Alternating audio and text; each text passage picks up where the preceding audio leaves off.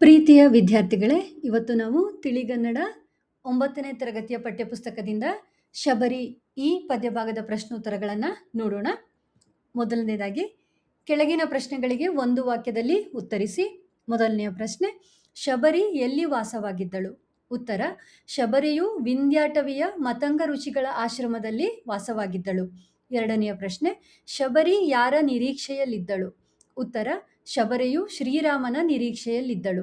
ಮೂರನೆಯ ಪ್ರಶ್ನೆ, ಶಬರಿ ರಾಮನಿಗೆ ಕೊಡಲು ಏನನ್ನು ತಂದಳು? ಉತ್ತರ, ಶಬರಿಯು ರಾಮನಿಗೆ ಒಳ್ಳೆಯ ಹಣ್ಣುಗಳನ್ನು ಆರಿಸಿಕೊಡಲು ಹಣ್ಣಿನ ಬುಟ್ಟಿಯನ್ನು ತಂದಳು. ನಾಲ್ಕನೆಯ ಪ್ರಶ್ನೆ, ಶಬರಿಗೆ ಶ್ರೀರಾಮನು ಹೇಗೆ ಕಂಡನು?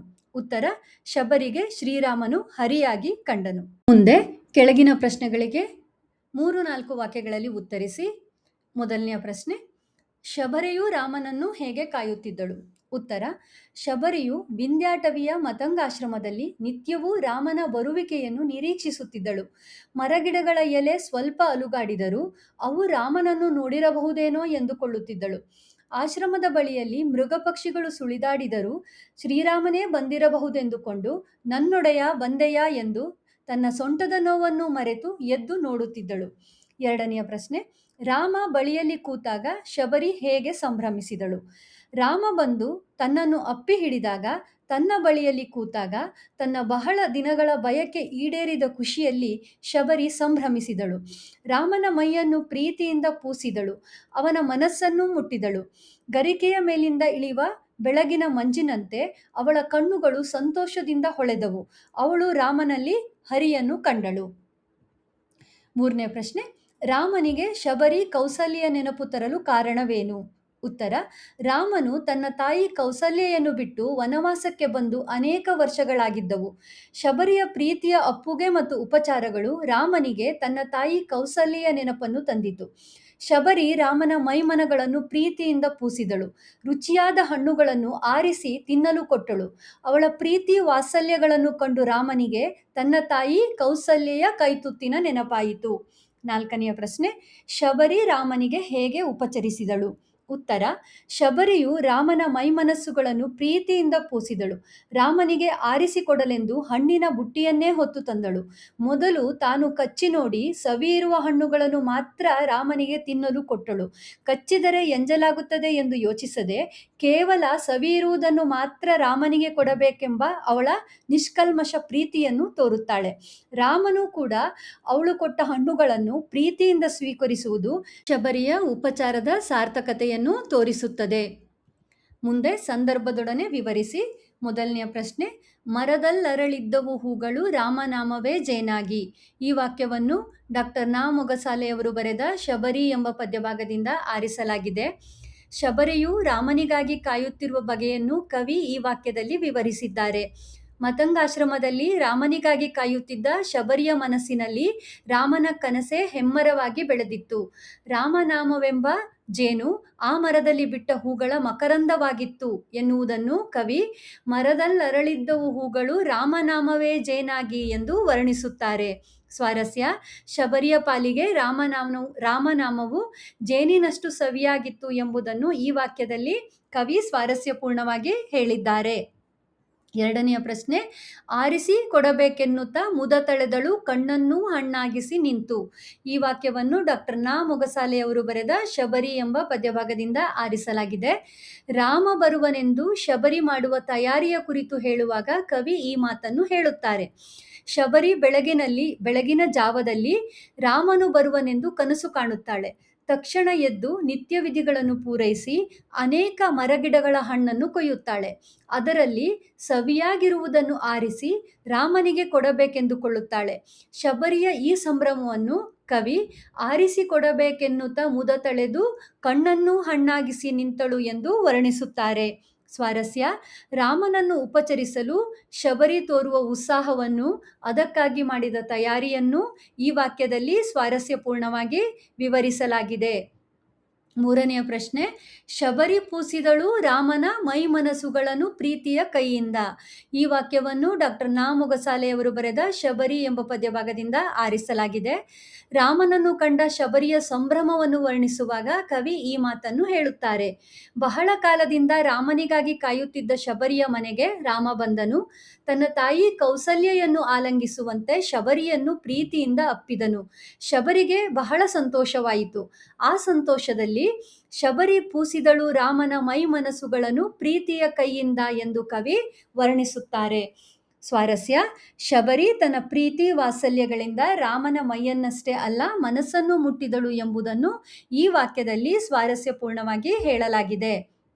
ನಾಲ್ಕನೆಯ ಪ್ರಶ್ನೆ, ಒಳಗಣ್ಣಲ್ಲಿ ಸಾರ್ಥಕ್ಯದ ಸವಿ ಹುಟ್ಟಿ ಹೊರಗಣ್ಣಲ್ಲಿ ಹರಿಯಿತು ನದಿಯಾಗಿ. ಈ ವಾಕ್ಯವನ್ನು ಡಾಕ್ಟರ್ ನಾ ಮೊಗಸಾಲೆಯವರು ಬರೆದ ಶಬರಿ ಎಂಬ ಪದ್ಯಭಾಗದಿಂದ ಆರಿಸಲಾಗಿದೆ. ರಾಮನನ್ನು ಕಂಡು ಉಪಚರಿಸಿದ ಶಬರಿಯ ಸಾರ್ಥಕತೆಯನ್ನು ಕವಿ ಇಲ್ಲಿ ವರ್ಣಿಸುತ್ತಾರೆ. ಶಬರಿ ರಾಮನನ್ನು ಕಾಣಬೇಕೆಂದು ಬಹಳ ದಿನಗಳಿಂದ ಕಾದಿದ್ದಳು. ರಾಮನನ್ನು ಕಂಡ ಮೇಲೆ ಅವಳ ಹೊರಗಣ್ಣಿನ ಪೊರೆ ಹರಿಯಿತು. ರಾಮ ಸಾಮಾನ್ಯ ಮನುಷ್ಯನಲ್ಲ, ಸಾಕ್ಷಾತ್ ಶ್ರೀಹರಿ ಎಂಬುದನ್ನು ಅವಳು ತಿಳಿಯುತ್ತಾಳೆ. ಆ ಧನ್ಯತಾ ಭಾವದಿಂದ ಅವಳ ಕಣ್ಣಿನಲ್ಲಿ ಆನಂದ ಬಾಷ್ಪ ಅಂದರೆ ಸಂತೋಷದ ಕಣ್ಣೀರು ಸುರಿಯಿತು. ಅದನ್ನು ಕವಿ ಒಳಗಣ್ಣಲ್ಲಿ ಸಾರ್ಥಕ್ಯದ ಸವಿ ಹುಟ್ಟಿ ಹೊರಗಣ್ಣಲ್ಲಿ ಹರಿಯಿತು ನದಿಯಾಗಿ ಎಂದು ವರ್ಣಿಸಿದ್ದಾರೆ. ಸ್ವಾರಸ್ಯ, ರಾಮನನ್ನು ಕೊಂಡು ಅವನೇ ಶ್ರೀಹರಿ ಎಂದು ಅರ್ಥ ಮಾಡಿಕೊಂಡ ಶಬರಿಯ ಸಾರ್ಥಕತೆಯ ಭಾವವನ್ನು ಈ ವಾಕ್ಯವು ಸ್ವಾರಸ್ಯಪೂರ್ಣವಾಗಿ ವಿವರಿಸುತ್ತದೆ. ಈಗ ಕೆಳಗಿನ ಪ್ರಶ್ನೆಗಳಿಗೆ 8-10 ವಾಕ್ಯಗಳಲ್ಲಿ ಉತ್ತರಿಸಿ. ಮೊದಲನೆಯ ಪ್ರಶ್ನೆ, ಶಬರಿಯು ರಾಮನ ಬರುವಿಕೆಗಾಗಿ ಏನೇನು ತಯಾರಿಯನ್ನು ಮಾಡಿಕೊಂಡಳು? ಉತ್ತರ, ಶಬರಿ ವಿಂಧ್ಯಾಟವಿಯ ಮತಂಗಾಶ್ರಮದಲ್ಲಿ ಬಹಳ ದಿನಗಳಿಂದ ರಾಮನಿಗಾಗಿ ಕಾಯುತ್ತಿದ್ದಳು. ಮರಗಿಡಗಳ ಎಲೆ ಸ್ವಲ್ಪ ಅಲುಗಾಡಿದರೂ ಅವು ರಾಮನನ್ನು ನೋಡಿರಬಹುದೇನೋ ಎಂದುಕೊಳ್ಳುತ್ತಿದ್ದಳು. ಆಶ್ರಮದ ಬಳಿಯಲ್ಲಿ ಮೃಗ ಪಕ್ಷಿಗಳು ಸುಳಿದಾಡಿದರೂ ಶ್ರೀರಾಮನೇ ಬಂದಿರಬಹುದೆಂದುಕೊಳ್ಳುತ್ತಿದ್ದಳು. ಒಂದು ಬೆಳಗಿನ ಜಾವದಲ್ಲಿ ಅವಳು ಶ್ರೀರಾಮನು ಲಕ್ಷ್ಮಣ ಸಹಿತನಾಗಿ ತನ್ನ ಆಶ್ರಮಕ್ಕೆ ಬರುತ್ತಿರುವಂತೆ ಕನಸು ಕಂಡಳು. ಬೆಳಗಿನ ಕನಸು ನಿಜವಾಗುತ್ತದೆ ಎಂಬುದು ಎಲ್ಲರ ನಂಬಿಕೆ. ಶಬರಿ ತಕ್ಷಣ ಎದ್ದು ನಿತ್ಯ ವಿಧಿಗಳನ್ನು ಪೂರೈಸಿ ಅನೇಕ ಮರಗಿಡಗಳ ಹಣ್ಣನ್ನು ಕೊಯ್ಯುತ್ತಾಳೆ. ಅದರಲ್ಲಿ ಸವಿಯಾಗಿರುವುದನ್ನು ರಾಮನಿಗೆ ಆರಿಸಿಕೊಡಬೇಕೆಂದುಕೊಳ್ಳುತ್ತಾಳೆ. ಮುದ ತಳೆದು ಕಣ್ಣನ್ನು ಹಣ್ಣಾಗಿಸಿ ರಾಮನಿಗಾಗಿ ಶಬರಿಯು ಕಾದು ನಿಲ್ಲುತ್ತಾಳೆ. ಎರಡನೆಯ ಪ್ರಶ್ನೆ, ರಾಮ ಬಂದಾಗ ಶಬರಿ ಆತನನ್ನು ಉಪಚರಿಸಿದ ರೀತಿಯನ್ನು ವಿವರಿಸಿ. ಬಹಳ ಕಾಲದಿಂದ ರಾಮನಿಗಾಗಿ ಕಾಯುತ್ತಿದ್ದ ಶಬರಿಯ ಮನೆಗೆ ರಾಮ ಬಂದನು. ತನ್ನ ತಾಯಿ ಕೌಸಲ್ಯೆಯನ್ನು ಅಪ್ಪಿಕೊಳ್ಳುವಂತೆ ಶಬರಿಯನ್ನು ಪ್ರೀತಿಯಿಂದ ಅಪ್ಪಿಕೊಂಡನು.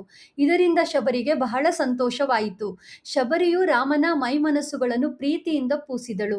ಶಬರಿ ತನ್ನ ಪ್ರೀತಿ ವಾತ್ಸಲ್ಯಗಳಿಂದ ರಾಮನ ಮೈಯನ್ನಷ್ಟೇ ಅಲ್ಲ ಮನಸ್ಸನ್ನೂ ಮುಟ್ಟಿದಳು.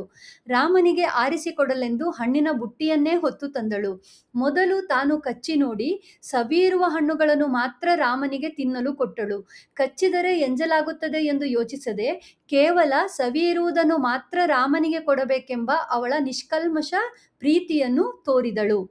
ರಾಮನು ಕೂಡ ಅವಳು ಕೊಟ್ಟ ಹಣ್ಣುಗಳನ್ನು ಪ್ರೀತಿಯಿಂದ ಸ್ವೀಕರಿಸುವುದು ಶಬರಿಯ ಉಪಚಾರದ ಸಾರ್ಥಕತೆಯನ್ನು ತೋರುತ್ತದೆ. ಮೂರನೆಯ ಪ್ರಶ್ನೆ, ರಾಮನ ಭೇಟಿಯಿಂದ ಶಬರಿಯಲ್ಲಿ ಕಣ್ಣೀರು ಇಳಿದಿದ್ದೇಕೆ? ಉತ್ತರ, ಶಬರಿ ಬಹಳ ಕಾಲದಿಂದ ಮತಂಗಾಶ್ರಮದಲ್ಲಿ ತನ್ನ ಗುರುಗಳ ಅಪ್ಪಣೆಯಂತೆ ರಾಮನ ಬರುವಿಕೆಗಾಗಿ ಕಾಯುತ್ತಿದ್ದಳು. ಅವನು ಬಂದಾಗ ಬಹಳ ಸಂತಸಪಟ್ಟಳು. ಸವಿಯಾದ ಹಣ್ಣುಗಳನ್ನು ಕೊಟ್ಟು ಉಪಚರಿಸಿದಳು. ರಾಮನು ಅವಳ ಉಪಚಾರವನ್ನು ನೋಡಿ ತನ್ನ ತಾಯಿ ಕೌಸಲ್ಯೆಯ ಕೈತುತ್ತನ್ನು ನೆನಪಿಸಿಕೊಂಡನು. ಇದುವರೆಗೆ ರಾಮನನ್ನು ಒಬ್ಬ ಮನುಷ್ಯನಂತೆ ಕಂಡು ತಾಯಿಯಂತೆ ಉಪಚರಿಸಿದ ಶಬರಿಯ ಕಣ್ಣಿನ ಹೊರಪರೆ ಹರಿದು ಅವಳು ರಾಮನಲ್ಲಿ ಹರಿಯನ್ನು ಕಂಡಳು. ಆ ಧನ್ಯತಾ ಭಾವದಿಂದ ಅವಳ ಕಣ್ಣಲ್ಲಿ ಆನಂದ ಬಾಷ್ಪ ಅಂದರೆ ಸಂತೋಷದ ಕಣ್ಣೀರು ಸುರಿಯಿತು. ಹೊರಗಣ್ಣಿನಲ್ಲಿ ರಾಮನನ್ನು ಕಂಡರೂ ಒಳಗಣ್ಣಿನಲ್ಲಿ ಸಾಕ್ಷಾತ್ ಶ್ರೀಹರಿಯನ್ನು ಕಂಡ ಸಾರ್ಥಕ್ಯದ ಭಾವದಿಂದ ಶಬರಿಯ ಕಣ್ಣಲ್ಲಿ ನೀರಿಳಿಯಿತು. ಮುಂದೆ ನಿಮ್ಮ ಭಾಷಾ ಚಟುವಟಿಕೆಯ ಭಾಗವಾಗಿ ಇಲ್ಲಿ ಸಂಧಿ ವಿಂಗಡಿಸಲಿಕ್ಕೆ ಹೇಳಿದ್ದಾರೆ. ಮೊದಲನೆಯ ಶಬ್ದ ವಿಂಧ್ಯಾಟವಿ. ಇದನ್ನು ವಿಂಧ್ಯ ಪ್ಲಸ್ ಅಟವಿ ಅಂತ ಬಿಡಿಸ್ತೀವಿ ನಾವು. ಇಲ್ಲಿ ಪೂರ್ವ ಪದದಲ್ಲಿ ಅಕಾರ ಇದೆ, ಉತ್ತರ ಪದದಲ್ಲೂ ಮೊದಲಿಗೆ ಅಕಾರ ಇದೆ. ಅಲ್ಲಿ ಸವರ್ಣಗಳು ಅ ಮತ್ತು ಅ ಒಂದರ ಒಂದೇ ಮುಂದೆ ಬಂದು ಅದು ಆಕಾರ ಆಗಿದೆ, ವಿಂಧ್ಯಾಟವಿ ಅಂತ ಆಗಿದೆ ಅಲ್ಲ. ಹಾಗಾಗಿ ಇದನ್ನು ಸವರ್ಣ ದೀರ್ಘ ಸಂಧಿ ಅಂತ ಹೇಳ್ತೀವಿ. ಮುಂದೆ ಮರದಲ್ಲರಳಿದ್ದವು ಅಂದ್ರೆ ಮರದಲ್ಲಿ ಪ್ಲಸ್ ಅರಳಿದ್ದವು. ಇಲ್ಲಿ ಪೂರ್ವ ಪದದಲ್ಲಿ ಈಕಾರ ಇದೆ, ಉತ್ತರ ಪದದ ಮೊದಲಿಗೆ ಅಕಾರ ಇದೆ. ಸಂಧಿ ಮಾಡಿದಾಗ ಪೂರ್ವ ಪದದಲ್ಲಿರುವಂತ ಈಕಾರ ಲೋಪವಾಗಿ ಅಕಾರ ಮಾತ್ರ ಉಳ್ಕೊಂಡಿದೆ. ಮರದಲ್ಲರಳಿದ್ದವು ಅಂತ, ಹಾಗಾಗಿ ಇದು ಲೋಪ ಸಂಧಿ ಆಗಿದೆ. ನನ್ನೊಡೆಯ, ನನ್ನ ಪ್ಲಸ್ ಒಡೆಯ, ಇಲ್ಲಿ ಕೂಡ ಪೂರ್ವ ಪದದಲ್ಲಿ ಅಕಾರ ಇದೆ, ಉತ್ತರ ಪದದಲ್ಲಿ ಓಕಾರ ಇದೆ. ಸಂಧಿ ಮಾಡುವಾಗ ಪೂರ್ವ ಪದದಲ್ಲಿರುವ ನನ್ನ ಅನ್ನುವ ಶಬ್ದದಲ್ಲಿರುವ ಅಕಾರ ಹೋಗಿ ನನ್ನೊಡೆಯ ಅಂತ ಆಗಿದೆ, ಹಾಗಾಗಿ ಇದು ಕೂಡ ಲೋಪ ಸಂಧಿ ಆಗಿದೆ. ಒಳಗಣ್ಣು, ಒಳ ಪ್ಲಸ್ ಕಣ್ಣು, ಇಲ್ಲಿ ಕಕಾರದ ಬದಲಿಗೆ ಗಕಾರ ಆದೇಶ ಆಗಿ ಬಂದಿದೆ. ಸಂಧಿ ಮಾಡಿದಾಗ ಒಳ ಕಣ್ಣು ಹೋಗಿ ಒಳಗಣ್ಣು ಅಂತ ಆಗಿದೆ, ಹಾಗಾಗಿ ಇದು ಆದೇಶ ಸಂಧಿ. ಹರಿಯಾಗಿ, ಹೇಗೆ ಬಿಡಿಸೋದು ಇದನ್ನ? ಹರಿ ಪ್ಲಸ್ ಆಗಿ, ಇದು ಹರಿಯಾಗಿ ಅಂದ್ರೆ ಇಲ್ಲಿ ಯಕಾರ ಆಗಮ ಆಗಿದೆ, ಹಾಗಾಗಿ ಇದು ಆಗಮ ಸಂಧಿ ಆಗಿದೆ. ಪ್ರಶ್ನೋತ್ತರಗಳು ನಿಮಗೆ ಉಪಯುಕ್ತವಾಗಿದ್ವು ಅಂತ ಅನ್ಕೊಳ್ತೀನಿ. ನನ್ನ ಚಾನಲನ್ನು ಸಬ್ಸ್ಕ್ರೈಬ್ ಮಾಡೋದಕ್ಕೆ, ಲೈಕ್ ಮಾಡೋದಕ್ಕೆ, ಶೇರ್ ಮಾಡೋದಕ್ಕೆ ಮರಿಬೇಡಿ. ಧನ್ಯವಾದಗಳು.